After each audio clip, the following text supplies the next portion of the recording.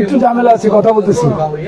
তো আপনাদেরকে দেখানোর চেষ্টা করবো আমরা আমরা যে বিষয়টি দেখতে পেলাম এখানে বাউরিয়া ইউনিয়ন পরিষদের চেয়ারম্যান জনাব জিল্লুর রহমান তিনি এই ভোট কেন্দ্রটি পরিদর্শন করেছেন। পরিদর্শন করার পরে উনি যে বিষয়টি জানেন সেটি সম্বন্ধে আমার কাছে জিজ্ঞাসা করবো এবং আমাদের আরো কিছু প্রশ্ন থাকবে ওনার কাছে। তো আপনারা দেখতে আমাদের সাথে থাকুন। ভাইয়া, আপনার ওয়ার্ডে নির্বাচন, আপনি উক্ত এলাকার চেয়ারম্যান, কেমন মানুষ সাড়া দিচ্ছে এই ভোট কেন্দ্রে যদি আমাদেরকে একটু বলেন। ধন্যবাদ পুষ্পেন্দু।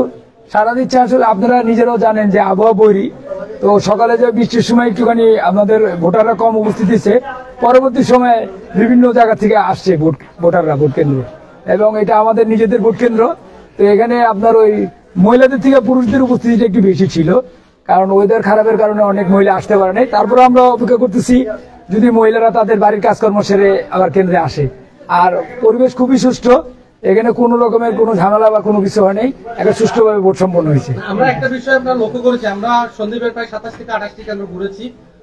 আমরা ঘুরে দেখতে পেয়েছি আপনার ওয়ার্ডের মধ্যে খুব সুন্দর এবং সুন্দর পরিবেশ একটা বিরাজ করছে এবং ভোটও ভালো পড়ছে আশানুরূপ। অন্যান্য এলাকাতে যেভাবে ভোট পড়ে নেয় আপনার এখানে ভোট আসলে, এটার কারণটা কি?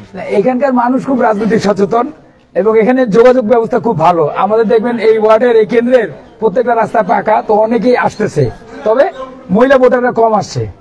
না, আমরা রাস্তায় অনেকের সাথে কথা বলে একটা জিনিস জানতে পেরেছি, শুনেছি যে অন্যান্য ইউনিয়নে ভোটের পরিবেশ যা হোক না কেন, তবে বাউরিয়া ইউনিয়নের পরিবেশটা খুব সুন্দর। এবং এখানে বাউরিয়া যিনি চেয়ারম্যান জিল্লুর রহমান, তার একটা কারিশমা আছে, উনি ভোটারকে ভোট কেন্দ্রে যাওয়ার জন্য কিভাবে আগ্রহ পোষণ করেন সেই জিনিসটা কিন্তু আপনার মধ্যে নাকি আছে। তো আসলে এই কারিশমাটুকু কিভাবে আপনি কারিশমাটুকু কি আসলে অর্জন করা না, সেটা আমি মনে করি ভোট দেওয়া নাগরিকের একটা